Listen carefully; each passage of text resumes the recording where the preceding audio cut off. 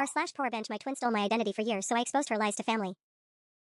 r/ProRevenge my twin stole my identity for years, so I exposed her lies to family. The credit card company representative's voice cut through the phone like ice. Ma'am, according to our records, you personally opened this account at our Beverly Hills location 3 months ago. You were wearing a blue dress and specifically requested our premium rewards card. I stared at my reflection in my bathroom mirror, phone pressed against my ear, watching my own face crumble. 3 months ago, I was working double shifts at a diner in Ohio, wearing a grease-stained uniform that definitely wasn't blue designer anything. I'd never even been to Beverly Hills. There has to be some mistake, I whispered. I never. The signature matches perfectly, and we have surveillance footage. Plus, you provided your social security number, mother's maiden name, and even mentioned your childhood pet's name was Buttons. Unless you're claiming someone else knew those details? My blood turned to ice water. Only one person on earth knew about Buttons, my stuffed elephant that I'd clutched every night until I was 12. The same person who shared my face, my DNA, and apparently, my entire identity. Emma. I need that surveillance footage, I said, my voice steadier than I felt. Email it to me. Now. 20 minutes later, I watched my own face smile sweetly at a bank teller as she handed over a credit card that would ruin my already destroyed credit score even further. Except it wasn't me. It was my identical twin sister, wearing an outfit that probably cost more than my monthly rent, effortlessly lying her way into another piece of my financial life. This was the 4th credit card in 6 months. The 7th in 2 years. But now, watching Emma toss her perfectly styled hair, my hair, as she committed felony fraud with my identity, something finally snapped into focus. She wasn't just stealing credit cards. She was stealing my entire existence. I opened my laptop and started digging. Social media accounts I'd never created, using photos stolen from my private Instagram. Job applications submitted to high-end companies in cities I'd never visited. Dating profiles on apps I'd never downloaded, complete with my photos and fabricated stories about my successful marketing career. Meanwhile, my real life was falling apart. I'd been rejected for 3 jobs this month alone because background checks kept revealing financial irresponsibility and inconsistent work history. My student loan payments were in default because someone, Emma, had changed my mailing address and I'd never received the notices. My credit score was in the toilet because of cards maxed out on designer clothes and expensive dinners I'd never enjoyed. But Emma? She was living my dream life, just with better funding. Her social media showed constant vacations, designer everything, fancy restaurants. She'd even convinced our parents she was doing freelance consulting to explain her mysterious income. They were so proud of her success while I scraped together rent money and got lectured about applying myself like Emma had. The sick part? She was so good at being me that she was living a better version of my life than I was. I screenshotted everything. Every fraudulent account, every stolen photo, every lie. My hands shook as the evidence piled up, years of systematic identity theft that had destroyed my finances while funding her fantasy lifestyle. Emma thought she was untouchable because we shared the same face. She thought I'd never figure it out, or that I'd be too scared to confront her. She was wrong on both counts. The deeper I dug, the worse it got. Emma hadn't just stolen a few credit cards, she'd systematically hijacked my entire identity with surgical precision. I found mortgage applications submitted in my name for properties in California. Car loans for vehicles I'd never seen. Even worse, she'd somehow managed to get my student loan payments redirected to a different address, then defaulted on them while using my social security number to secure private loans for herself. But the discovery that made my stomach drop was the employment fraud. Emma had been using my credentials to work at a high-end marketing firm in Los Angeles for the past 18 months. Not only was she earning 6 figures in my name, but she'd apparently been promoted twice. My LinkedIn profile, which I'd barely maintained, had been completely revamped with fake job history and accomplishments I'd never achieved. The real kicker? She was so good at the job that I had won Employee of the Month 3 times. I called the company, my hands trembling as I waited for HR to pick up. Oh, Ms. Rodriguez, the cheerful voice said when I gave my name. Calling in sick again? You've been under the weather a lot lately. Should we be concerned? My mouth went dry. I'm sorry, I think there's been a mistake. I don't work for your company. Dead silence. Excuse me? You're one of our senior account managers. You've worked here for over a year. Is this some kind of joke? I hung up, my mind reeling. Emma wasn't just stealing my credit, she was living an entire parallel life as me, complete with a successful career I could never put on my real resume because it would expose the fraud. Then I found the dating profiles. Multiple apps, all using my photos but with Emma's personality and fabricated stories. Sarah loves hiking, wine tasting, and travel. Just got back from Tuscany. Meanwhile, I hadn't left my home state in 3 years and couldn't afford wine that didn't come with a screw top. The messages made me sick. Dozens of men who thought they'd been talking to me, sharing intimate conversations and personal details with someone pretending to be me. Some had even met up with Emma in person for dates I'd never been on. One message thread particularly caught my attention. A guy named Marcus had been dating me for 4 months according to the chat history. Their last conversation was from 3 days ago, making plans for dinner at some upscale restaurant. I screenshotted his profile and kept digging. What I discovered next made everything else pale in comparison. Emma had been collecting information from these dating app conversations, learning about these men's jobs, their financial situations, their personal lives. She wasn't just catfishing them for fun. She was running long-term cons. I found evidence of emergency loan requests, sob stories about family medical bills, even a GoFundMe she'd created using my name and photos claiming I needed help with cancer treatment. Cancer I definitely didn't have. My sister wasn't just an identity thief. She was a full-blown sociopath who turned my face into her personal ATM and my life into a criminal enterprise. The worst part? Our parents had no idea. They thought Emma was thriving through hard work and natural talent while I was struggling to find my direction. They'd been encouraging me to be more like her, to follow her example of success. If only they knew their perfect daughter was actually me, or rather, a criminal wearing my identity like a designer outfit. I saved every piece of evidence to a secure cloud drive and started planning. Emma thought she was untouchable because we looked identical, but she'd made one crucial mistake. She'd gotten sloppy, and I'd gotten smart. Our parents' anniversary party was next month. Emma would be there, probably wearing an outfit bought with my stolen credit. Our entire extended family would be there too, along with family friends and colleagues. It was time to give Emma the spotlight she deserved. The planning phase consumed my life for the next 3 weeks. I took vacation days from my actual job, the one that barely paid my bills while Emma lived lavishly off my stolen identity, and turned my apartment into a detective's war room. Every wall was covered with printouts, timelines, and evidence that painted a picture so damning it would make a prosecutor weep with joy. But then Emma made a move that changed everything. "Sarah, honey, I'm so worried about you," Mom said during our weekly phone call. Emma told us what happened. My blood ran cold. "What did she tell you happened?" "About your breakdown. The delusions about identity theft, the paranoid accusations. She said you've been calling her crying, claiming she's been using your information for credit cards." Mom's voice was soft, pitying. "Sweetheart, have you been taking your medication?" I nearly dropped the phone. "What medication?" "Mom, I'm not delusional." "Emma really is. Dr. Harrison says these episodes can seem very real to you," Mom continued gently. Emma showed us the medical records. The psychiatric evaluation from last month. The room started spinning. There was no psychiatric evaluation. I'd never seen a Dr. Harrison in my life. But somehow, Emma had created an entire medical history for me, complete with a mental health crisis that would explain away any accusations I might make. "Emma's been so supportive," Mom went on. "She even offered to pay for your treatment. She's such a good sister, covering for you when you missed Uncle Jerry's birthday because of the episode." I had missed Uncle Jerry's birthday. Because I'd been working a double shift to pay rent after discovering another fraudulent charge on my account. But according to Mom, Emma had told everyone I was having a psychiatric emergency. My sister wasn't just stealing my identity anymore. She was systematically destroying my credibility with our entire family. "Mom, I need you to listen to me very carefully. Honey, Dr. Harrison says engaging with your delusions will only make them worse.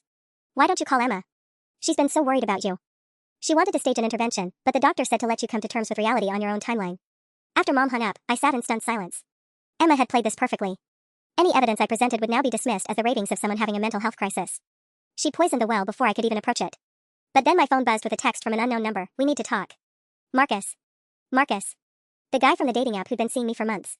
20 minutes later, I was sitting across from him at a coffee shop, watching his face cycle through confusion, anger, and disbelief as I explained what Emma had been doing. "So you're telling me the woman I've been dating, who I gave $3,000 to for her mother's surgery, isn't actually you?" His voice was tight with barely controlled rage. "Did you ever video chat with her?" "No, she said she was camera shy. Always found excuses." He rubbed his temples. "Jesus, I thought I was falling in love with you." "Her. Whoever." "I'm sorry," I said quietly. I had no idea she was doing this until recently. Marcus leaned forward, his eyes sharp. "You said there are others?" I nodded, pulling out my tablet to show him the evidence I'd compiled. As he scrolled through the dating profiles, the fake job history, the credit card applications, his expression grew darker. "This is a federal crime," he said finally. "Multiple federal crimes." "I know. But she's already convinced my family I'm having a mental breakdown. Even if I go to the police, who's going to believe me over her when we have the same face and she's created medical records saying I'm delusional?" Marcus was quiet for a long moment, studying the evidence on the screen. Then he looked up at me with something that might have been admiration. "What if you didn't have to convince anyone? What if we could make her confess?" Marcus pulled out his phone and scrolled through his messages with Emma. "Look at this," he said, turning the screen toward me. "She's been planning to ask me for more money. Says she needs help with a down payment for a new apartment." I stared at the messages, my stomach churning. Emma was setting up another con, using my face to manipulate this man who genuinely cared about someone he thought was me. "There's something else," Marcus continued, his voice grim. "I'm not the only one she's been seeing. Last week, I saw her at that Italian place downtown with another guy. When I confronted her about it later, she said it was her cousin visiting from Ohio." "Her cousin," I repeated flatly. "Let me guess, tall, dark hair, looked nothing like family?" "Exactly." Marcus's jaw tightened. "I've been thinking about that night ever since you contacted me. The way she acted when she saw me, like she was panicking but trying to hide it. And the guy she was with, he was showing her something on his phone that made her face go white." A cold realization washed over me. "Marcus, do you remember what restaurant this was? The exact date?" He checked his phone. "Romano's, last Tuesday around 8. I pulled up Emma's social media and scrolled back to last Tuesday. There it was, a post from that exact time showing her at Romano's, but the caption read, "Date night with my amazing boyfriend Marcus." Red heart. Except in the photo, she was clearly sitting across from someone who definitely wasn't Marcus. "She posted about being there with you while actually being there with someone else," I said, showing him the screen. "She's not just running multiple cons, she's getting sloppy about keeping her stories straight." Marcus leaned closer to study the photo. "Can you zoom in on the guy's face?" I enlarged the image, and Marcus went very still. "I know him. That's David Chen, he works in my building. We talked in the elevator a few times." "What does he do?" "Finance. Investment banking, I think. Makes serious money." Marcus's expression darkened. "Sarah, what if she's not just scamming random guys for a few thousand here and there? What if she's working her way up to bigger targets?" Before I could respond, Marcus's phone buzzed with a new message from Emma. We both read it at the same time. "Hey babe. Great news, my company just offered me a promotion that comes with relocation assistance. They'll help me move to a bigger apartment, but I need to put down a deposit before the offer expires. Could you help me with $15,000? I'll pay you back as soon as the company check comes through." Red heart. 15,000, Marcus whispered. "That's more than she's ever asked for before." I felt sick. She's escalating. Getting bolder. Or more desperate, Marcus added grimly. What if someone else is catching on? What if she needs to make a big score and disappear? The thought hit me like ice water. Emma had been playing this game for years, but lately, she'd been making mistakes. The medical records claiming I was delusional weren't just about discrediting me, they were about preparing an exit strategy. If everything fell apart, she could claim her mentally ill twin sister had been the one committing fraud while she was the innocent victim. We need to move faster, I said, my mind racing. If she's planning something big, the anniversary party might be too late. Marcus nodded, then paused as another thought occurred to him. Sarah, you said she's been doing this for years. Have you checked if she's filed tax returns using your social security number? My heart sank. I hadn't even thought about taxes. Oh God. If she's been claiming income under my identity, the IRS is going to think you've been committing tax fraud, Marcus finished. You could be looking at federal charges while she walks away clean. I stared at him in horror as the full scope of Emma's plan became clear. She hadn't just been stealing my identity, she'd been systematically positioning me to take the fall for everything she'd done. The question was, how long did I have before she pulled the trigger? The next morning, I woke up to 17 missed calls from my bank. When I called back, the news hit me like a freight train. Ms. Rodriguez, we need you to come in immediately. There's been significant activity on your accounts that's triggered our fraud alert system. What kind of activity? Someone attempted to wire transfer $47,000 to an offshore account at 3 a.m. The transaction was blocked, but we need to verify your identity and discuss immediate security measures. My hand shook as I hung up. Emma was moving faster than I'd anticipated. I was halfway to the bank when Marcus called. Sarah, we have a problem. I just got off the phone with David Chin. The guy from the restaurant photo? Yeah. Turns out you have been dating him for 2 months. He thinks you work for some tech startup and that your name is Sarah Martinez, not Rodriguez. Marcus's voice was tight. Sarah, she's not just using your identity anymore. She's creating variations of it. The pieces clicked together with horrifying clarity. She's compartmentalizing her cons different versions of me for different targets so the stories don't overlap. It gets worse. David said you asked him to invest in your fake startup. $50,000. He was supposed to transfer the money this morning. I pulled over, my heart hammering. That's the wire transfer. She's using my real bank account to collect money from her fake businesses. Sarah, if that money goes through your account, even temporarily, it's going to look like you're the one running the con. I sat in my car, watching normal people live their normal lives while my world collapsed around me. Emma wasn't just stealing from me anymore, she was setting me up to be the fall guy for an increasingly elaborate criminal enterprise. My phone rang again. This time it was a number I recognized with dread. Sarah, honey, it's Mom. Emma called us this morning, very upset. She said you'd been harassing her friends, calling them and making wild accusations. Mom's voice carried that careful tone people use when they're trying not to set off someone they think is unstable. Mom, I can explain. She also said you've been impersonating her online, trying to damage her reputation because you're jealous of her success. The disappointment in Mom's voice cut deeper than anger would have. Sweetheart, this has to stop. Emma's considering getting a restraining order. A restraining order. Of course. Another piece of Emma's chess game, positioning herself as a victim of her mentally unstable sister's harassment campaign. We think you need professional help, Mom continued. Real help, not just therapy. Emma found a treatment facility that specializes in your kind of episodes. We'd pay for it, of course. My kind of episodes? Delusional identity disorder with obsessive fixation on family members, Mom recited carefully. Dr. Harrison says it's more common in twins than people realize. I closed my eyes, seeing the trap Emma had built with crystal clarity. If I fought back, I was a delusional sister harassing an innocent victim. If I produced evidence, I was a mentally ill person who'd fabricated elaborate conspiracies. If I went to the police, I'd be reporting crimes that appeared to be committed by me against myself. And now, with the offshore wire transfer attempt, it would look like I was the criminal trying to pin my own fraud on my innocent twin sister. Sarah? Are you there? I'm here, Mom. Will you consider the treatment? Emma's so worried about you. We all are. I hung up and sat in the silence, watching my reflection in the rearview mirror. For the first time in my life, I understood exactly how Emma saw me, as a convenient patsy who happened to share her face. But she'd made one crucial mistake. She thought I'd break under the pressure of being isolated and discredited. Instead, she'd just made me desperate enough to fight dirty. I called Marcus back, my voice steadier than I felt. We're moving up the timeline. I need you to set up a meeting with Emma for tonight. Tonight? Sarah, are you sure? She just tried to steal $50,000 using my bank account. My parents think I'm having a psychotic break. And I just realized something. I stared at my reflection in the side mirror, the same face Emma used to destroy lives. She's not just planning to pin this on me. She's planning to have me committed. The silence on Marcus's end told me he understood the implications. If Emma could get me involuntarily committed to a psychiatric facility, she'd have weeks or even months to clean up her operation and disappear while I was locked away, screaming about identity theft to doctors who'd already received my medical history. What do you need me to do? Text her back. Tell her you have the $15,000 in cash, but you want to give it to her in person tonight. Somewhere public but not too crowded. And Marcus? I paused, watching a police car drive past. Bring your phone charger and make sure your battery is full. 3 hours later, I was sitting in my car outside Riverside Park, watching Marcus pace nervously by the fountain where he'd arranged to meet Emma. I positioned myself with a clear view but far enough away that she wouldn't spot me immediately. My phone was already recording when Emma appeared, and my breath caught in my throat. She'd outdone herself tonight, hairstyled exactly like mine had been in my college graduation photos, wearing an outfit that probably cost more than my monthly salary. She looked like the successful version of me I'd always dreamed of becoming. The version she'd stolen from me. I watched through my car window as she hugged Marcus, her performance flawless. Even from a distance, I could see her animated gestures as she spun whatever sob story would justify needing $15,000 in cash. Then Marcus said something that made Emma go very still. I couldn't hear the conversation, but I didn't need to. Marcus was following the script we'd rehearsed. He was telling her that he'd run into her cousin from the restaurant, David Chen, and that David had mentioned dating someone who looked exactly like her. Emma's body language shifted instantly. The confident posture became defensive. Her animated gestures turned sharp, agitated. That's when my phone rang. Sarah, thank God. Emma's voice was breathless, panicked. I'm at the park with Marcus and some crazy guy just approached us claiming I'm dating him. I think he's been stalking me. Can you come pick me up? I'm scared. I almost admired the quick thinking. Even caught in the act, she was trying to spin it as another victim story. Where in the park? I asked, already knowing the answer. By the fountain near the east entrance. Please hurry. I hung up and watched as Emma frantically gestured to Marcus, probably explaining that her mentally unstable sister was coming to help with the stalker situation. Marcus played his part perfectly, looking concerned and protective. What Emma didn't see was David Chen approaching from the opposite direction. Marcus had contacted him after our conversation, explaining enough of the situation to get him curious about the woman who'd been catfishing him. David had agreed to show up, ostensibly to confront his fake girlfriend but really to provide another witness to whatever was about to unfold. I got out of my car and started walking toward the fountain, my phone still recording everything. This was the moment of truth. Emma would either come clean or double down on her lies. Either way, I'd finally have evidence that couldn't be dismissed as delusions. But as I got closer, I realized Emma had spotted David approaching. And instead of panic or guilt, her expression showed something that made my blood run cold. Rage. Pure, calculating rage. She wasn't planning to confess or even continue the charade. She was planning something else entirely. Emma's transformation was terrifying to witness. In the span of seconds, she went from panicked victim to something predatory and calculating. She pulled out her phone and started typing frantically, her fingers moving with the speed of someone executing a well-rehearsed plan. My own phone buzzed with a notification. Then another. And another.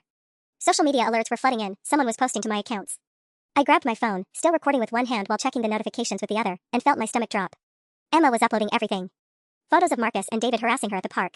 Posts claiming her mentally ill twin sister had catfished innocent men using stolen photos and was now orchestrating some kind of confrontation to hurt her. Videos of herself crying, explaining how she'd been trying to protect these poor guys from her delusional sister's schemes, but that I'd forced this meeting to happen. She was lip tweeting her own evidence destruction. But the most chilling post was a photo she'd clearly taken earlier, me sitting in my car across the parking lot, watching them. The caption read, "My sister has been stalking me for weeks. I'm genuinely afraid of what she might do. If something happens to me tonight, please know that I love my family and forgive Sarah for her illness. Hashtag mental health matters, hashtag pray for us." You sick bitch, I whispered, but I was too far away for her to hear. Marcus had seen the posts too. I watched his face change as he realized Emma wasn't just a con artist, she was actively framing me in real time, creating a digital narrative that would paint whatever happened next as the dangerous escalation of a mentally disturbed woman's delusions. That's when David reached the fountain. "Sarah," he called out, looking confused as he approached Emma. "What the hell is going on? You've been ignoring my texts for 3 days, and now Marcus calls saying, 'Stay away from me.'" Emma shrieked, loud enough for half the park to hear. "I don't know who you are. Someone help me." Other park visitors were starting to look over, drawn by her distress. Emma was putting on the performance of her life, playing the terrified woman being harassed by strange men who claimed to know her. But David wasn't backing down. He pulled out his own phone, scrolling to their text conversation. "You literally asked me for $50,000 this morning. Look at these messages. Those aren't from me." Emma's voice cracked with what sounded like genuine fear, but I could see the calculation behind her eyes. "Someone's been using my photos to catfish people. My sister, she's been stealing my identity."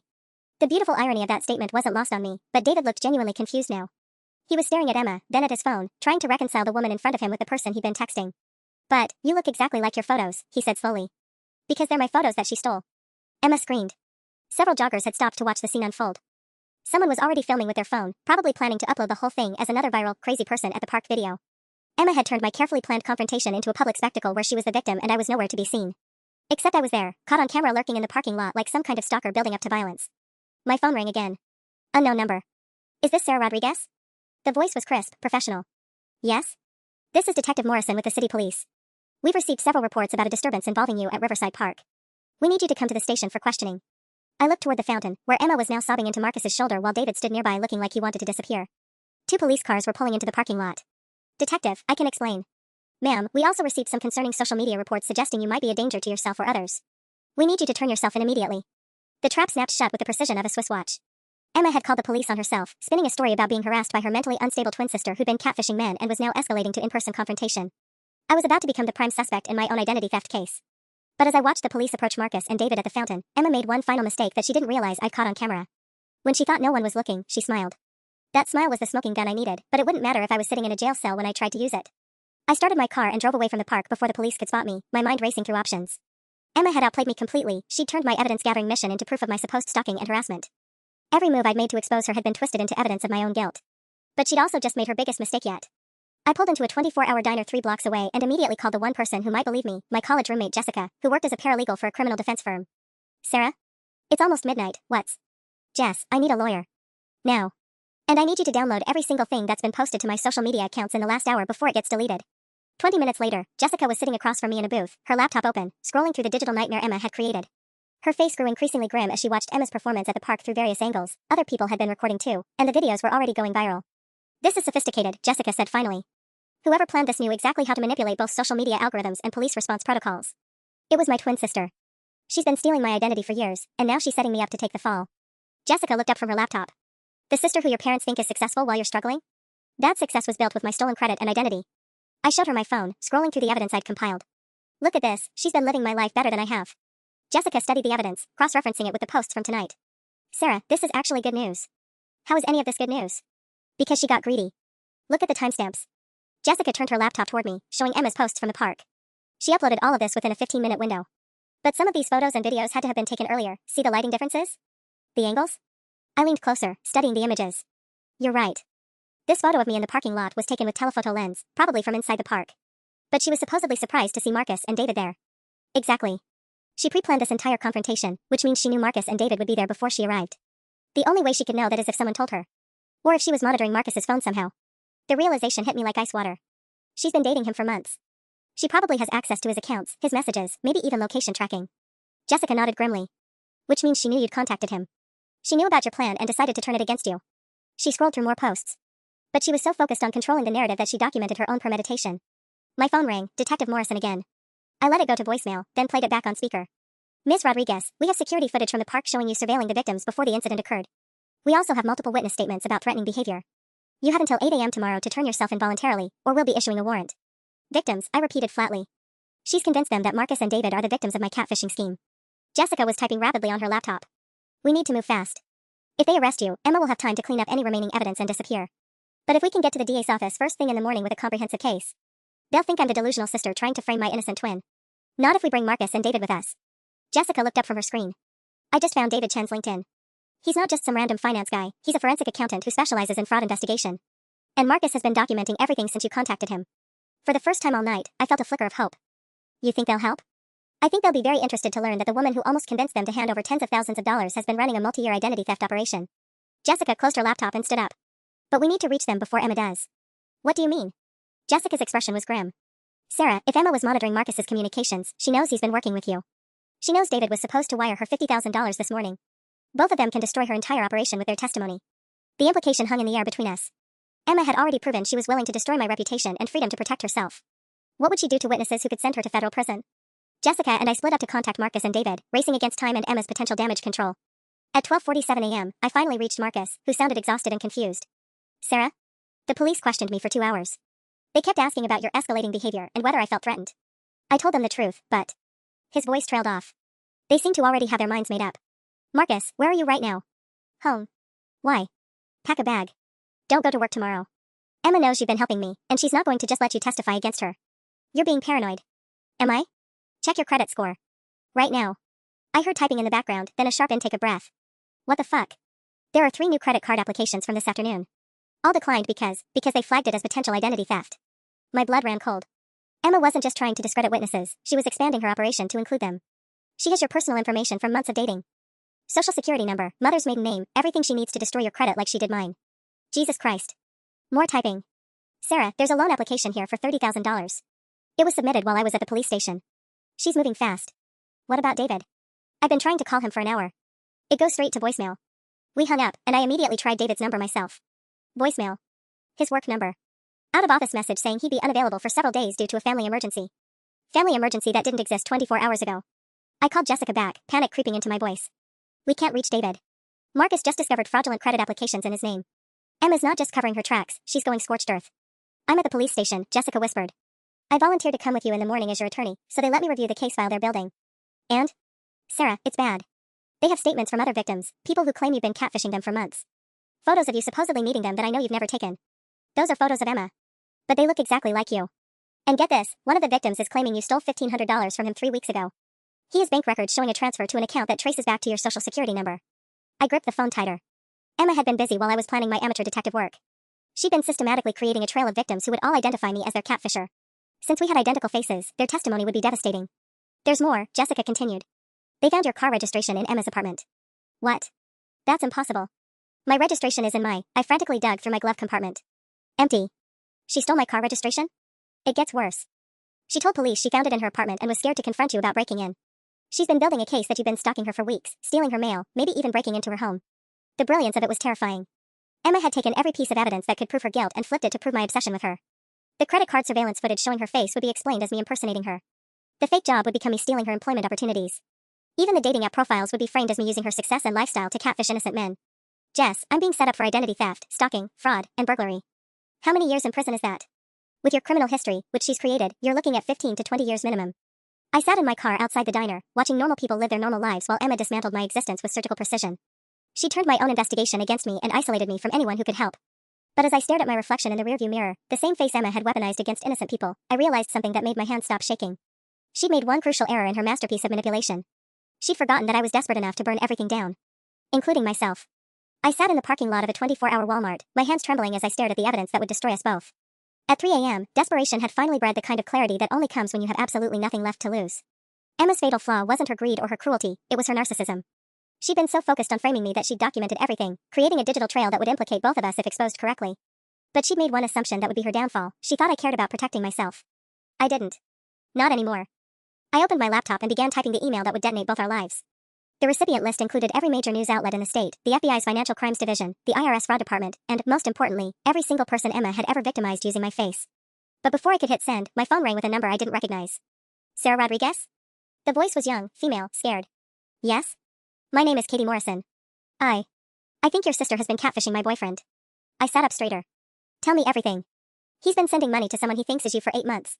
Started with small amounts, but last week he thinks you, asked for his grandmother's ring as collateral for some business loan. Katie's voice cracked.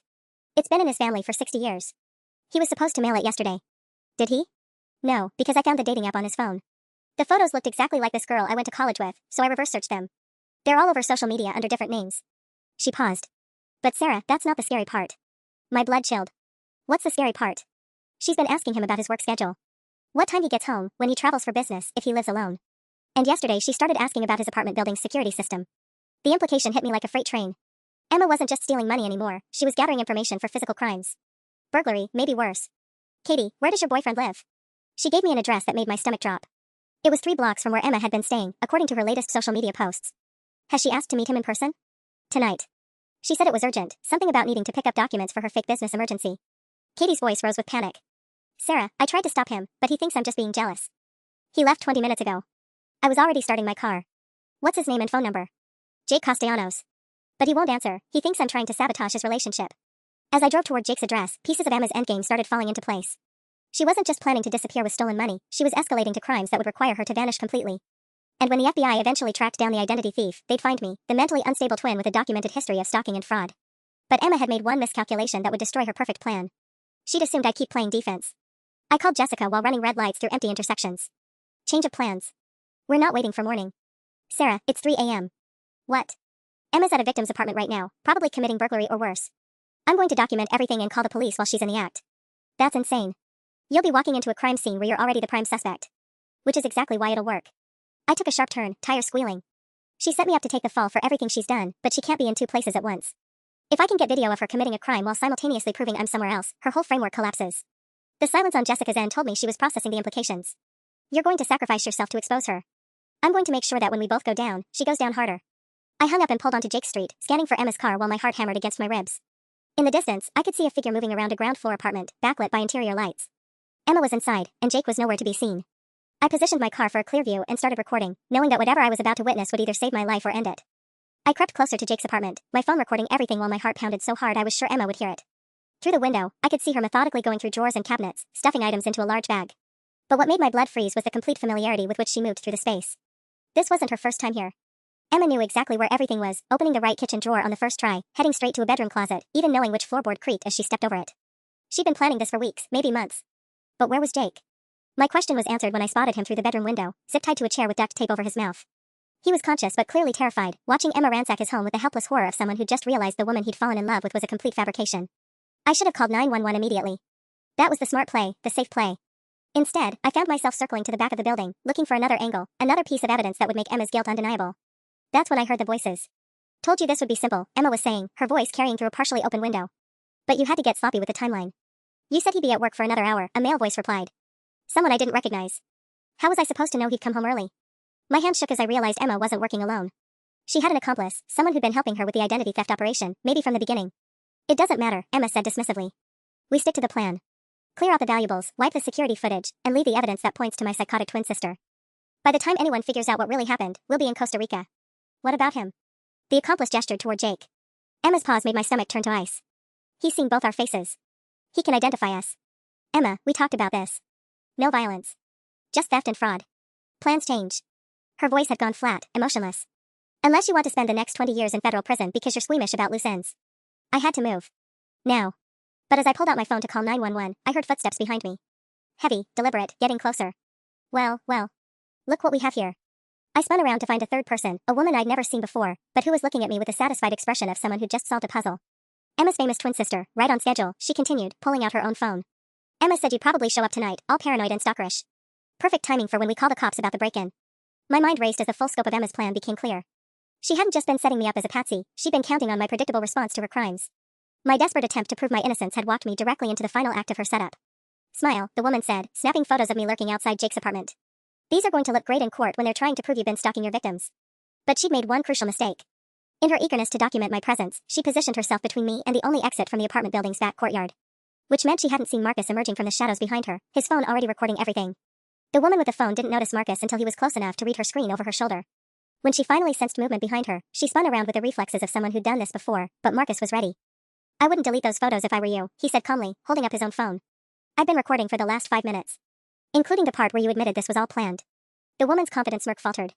You're trespassing on private property. I'm calling the police. Good idea, Marcus replied.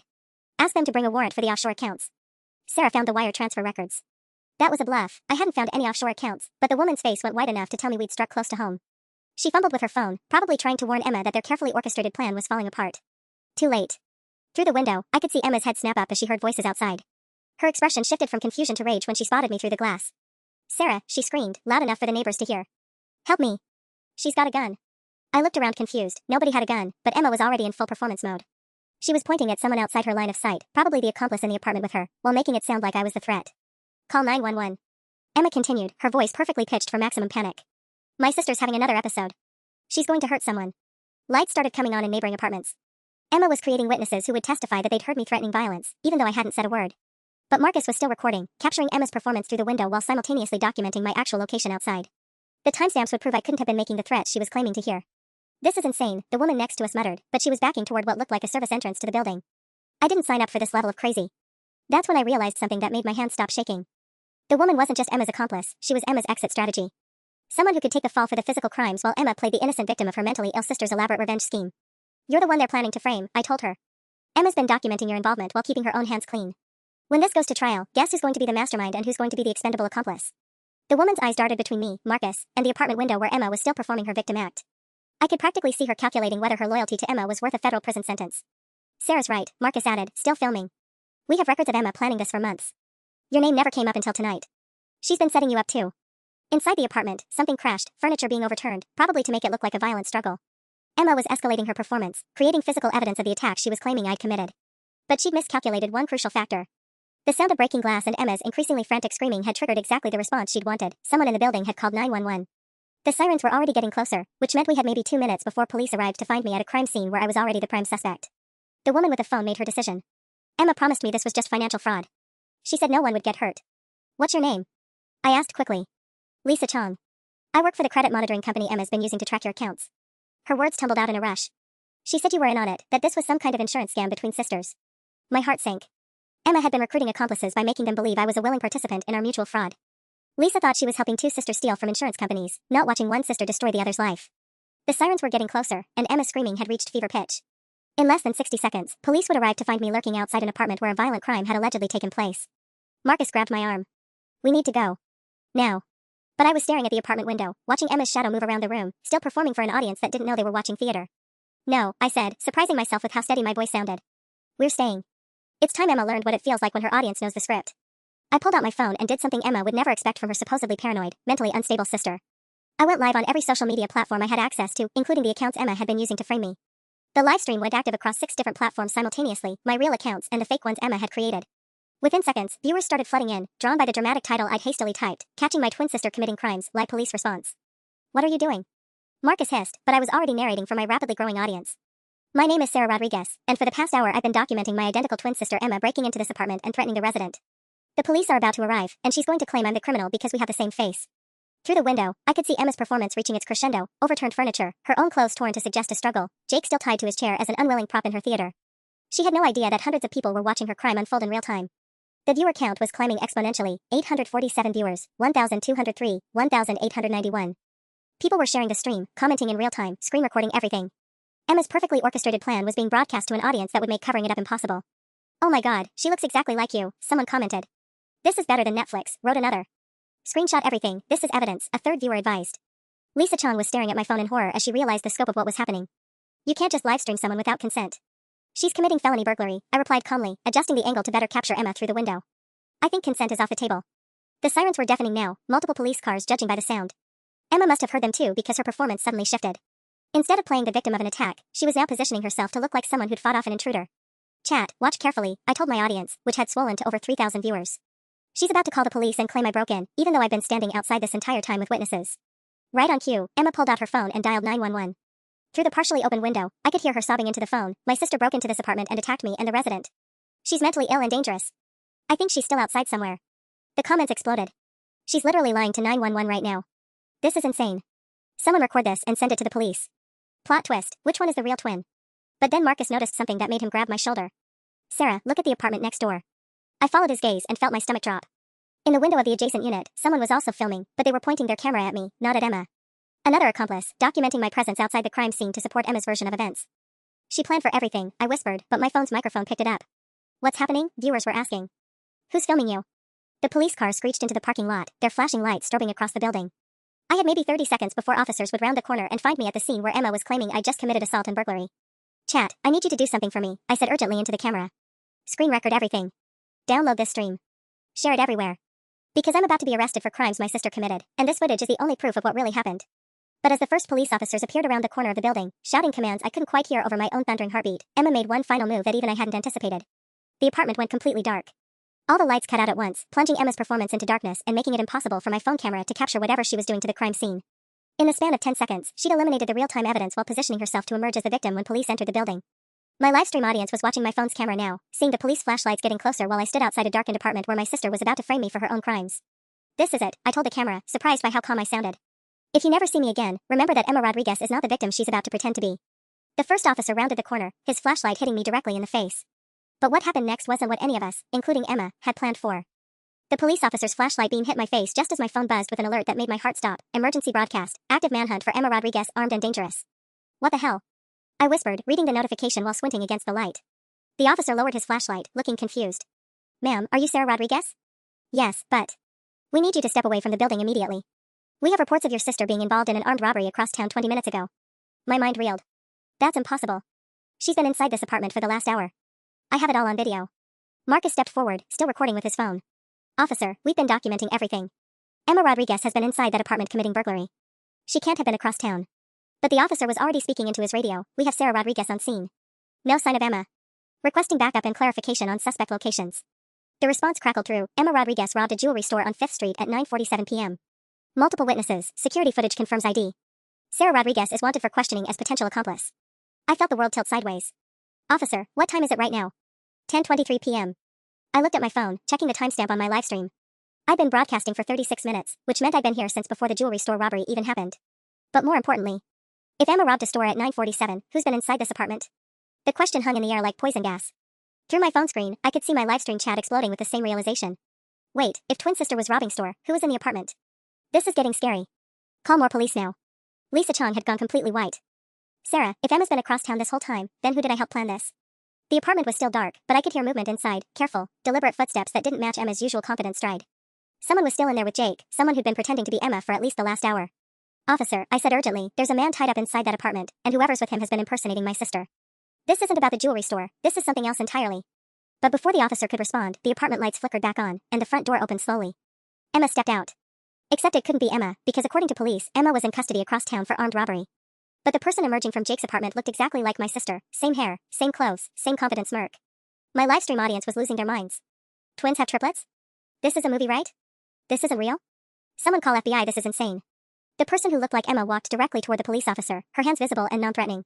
Thank God you're here, she said in Emma's voice. That woman has been stalking me for weeks. She broke in here and attacked me and my friend. But something was wrong with her face. In the harsh glare of the police flashlights, I could see subtle differences, slightly different bone structure, a small scar Emma didn't have, eyebrows shaped just slightly wrong. You're not Emma, I said, my voice cutting through the night air. She smiled, and it was Emma's smile but somehow wrong, like a photograph printed on the wrong paper. Of course I'm Emma. You're the one having delusions, remember? That's when Marcus made a sound like a strangled gasp. Sarah, look at her hands. I followed his gaze and saw what he noticed. The woman claiming to be Emma had a distinctive tattoo on her wrist, a small butterfly that Emma definitely didn't have. I'd seen Emma's wrists countless times growing up, there was no tattoo. Officer, I said carefully, can you ask her to show you some ID? The fake Emma's confident expression flickered for just a moment. I don't have to prove anything to my delusional sister. Actually, you do, the officer said, his hand moving toward his weapon. Given the circumstances, I need to see identification from everyone present. But the fake Emma was already backing toward the apartment entrance, her confident facade cracking. This is harassment. I'm calling my lawyer. That's when we heard Jake's muffled screaming from inside the apartment, and I realized that whoever this woman was, she'd left him alone when she came outside. Someone else was still in that apartment. And my sister Emma was apparently in police custody across town for a completely different crime that might not even be connected to this. My livestream had over 8,000 viewers now, all watching this nightmare unfold in real time while I tried to figure out how many people were using my family's faces to commit crimes. The fake Emma's mask finally slipped completely when Jake's muffled screams turned into the sound of something heavy crashing inside the apartment. She spun toward the door, and in that moment of distraction, the police officer tackled her to the ground. There's someone else inside. I shouted, but backup officers were already breaching the front door.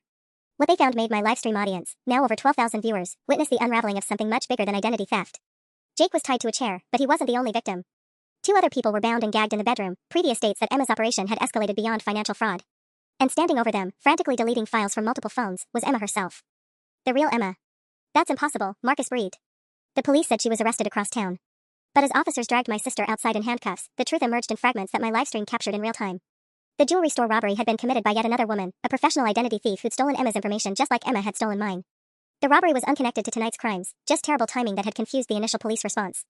Emma had been running a much more sophisticated operation than I'd realized.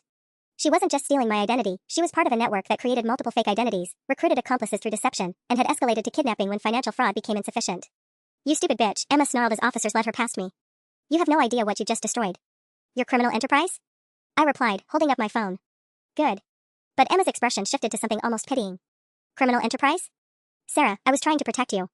These people were going to kill you when they realized you existed. The words hit me like ice water. What are you talking about? The identity theft ring I got involved with, they don't leave loose ends. When they found out I had an identical twin who could expose everything. Emma's voice cracked. I've been trying to discredit you, make you look unstable, so they'd think you weren't a threat. Lisa Chong, still standing nearby, made a strangled sound. She told me you were already dead. That she was impersonating you to catch your killers. My livestream chat exploded with theories and disbelief, but one comment stood out, check the fake Emma's ID, bet she's a real network leader.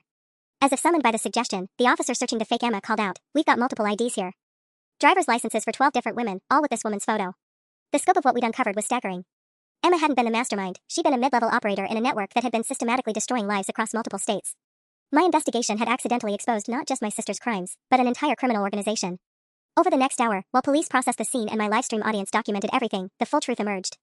Emma had started with simple identity theft, but when she'd gotten in too deep with dangerous people, she'd convinced herself that framing me was the only way to keep me safe. Her twisted logic didn't excuse years of destroying my credit and reputation, but it explained the escalation and desperation of recent weeks. As dawn broke and police finally cleared the scene, I found myself standing in Jake's parking lot with Marcus, Jessica, and over 15,000 viewers still watching my stream. So what happens now? Someone asked in the chat. I looked directly into the camera, exhausted but strangely relieved. Now I get my life back. And my sister gets the help she needs, in a federal prison where she can't hurt anyone else. For the first time in years, I was looking forward to being nobody but myself.